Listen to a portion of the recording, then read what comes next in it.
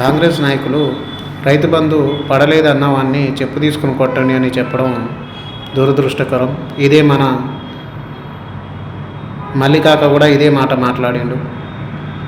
దాన్ని ఏ మీడియా చూపించదు, print media, electronic media ఏది చూపించదు. ఎందుకంటే అవన్నీ వాళ్ళ గుత్తందారిలో ఉన్నాయి. ఇంకో దురదృష్టకరం ఏంటంటే రైతు బంధు అడిగితే చెప్పు తీసుకొని కొడతావా? ఎవడయ్యా నువ్వు? నాకు అర్థం కాదు.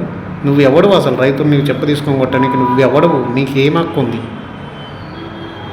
నోటికి ఎంత వస్తుంత మాట్లాడతారా? సహనం కోల్పోయి అడుగుతారు, బరాబర్ అడుగుతారు, వాళ్ళ హక్కు. కేసీఆర్ ఉన్న దినాలు వేసాడు, రైతు బంధు టయానికి పడ్డది, వాళ్ళకి పెట్టుబడి సాయం అందింది. కాబట్టి నువ్వు వచ్చిన తర్వాత పొడుస్తావు, కట్టలు కడతావు అని చెప్పేసి నీకు ఇచ్చారు. మార్పు కావాలనుకుంటే ఇచ్చారు. నువ్వేం చేస్తున్నావు? రైతుల మీద తిడతావా? చెప్పుతుని కొడతావా? ఆ ఒక్క మాట వాళ్ళు రిటర్న్ అంటే ఉంటావా నువ్వు?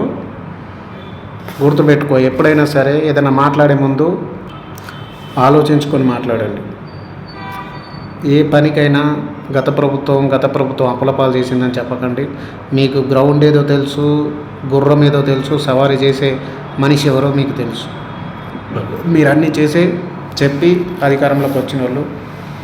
కాబట్టి మీరు ఇచ్చిన 6 గ్యారెంటీలతో పాటు మిగతా గ్యారెంటీలన్నీ అమలు చేయడానికి ప్రయత్నం చేయండి తప్ప పద్దుకులు ఇంతకుముందున్న గవర్నమెంట్ మీద నిందలు వేయడం.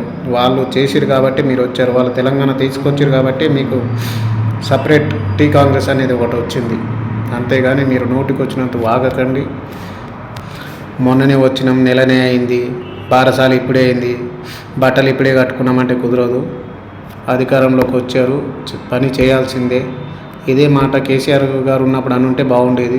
మేము 60 ఏళ్ళు పాలించిన ఇండ్లు ఇవ్వలేకపోయినాం, సంక్షేమ పథకాలు అందించలేకపోయినాం, రోడ్లు వేయలేకపోయినాం, దవాఖానలో సరిగ్గా కట్టలేము, ప్రాజెక్టులు కట్టలేకపోయినాం, కళాశాలలు కట్టలేకపోయినాం. ఆయన కనీసం 30 సంవత్సరాలు ఇవ్వండి అని చెప్పనుంటారు. మరి అప్పుడు ఆయన 10 సంవత్సరాలలో మీ 60 సంవత్సరాలు చేయందంతా 10 సంవత్సరాలు చేసేది ఉండే. మరి మీరెందుకు చెప్పిరా? నాడు డబుల్ బెడ్రూమ్లు ఇవ్వలేరు, ఉద్యోగాలు ఇవ్వలేదు, 1,60,000 ఉద్యోగాలు ఇచ్చినా ఇవ్వలేదని దుష్ప్రచారం చేశారు. మీరు మీ చుట్టూ ఉన్న ఉంపడిగతే ఛానళ్ళన్నీ ఏమనుకుంటున్నారు?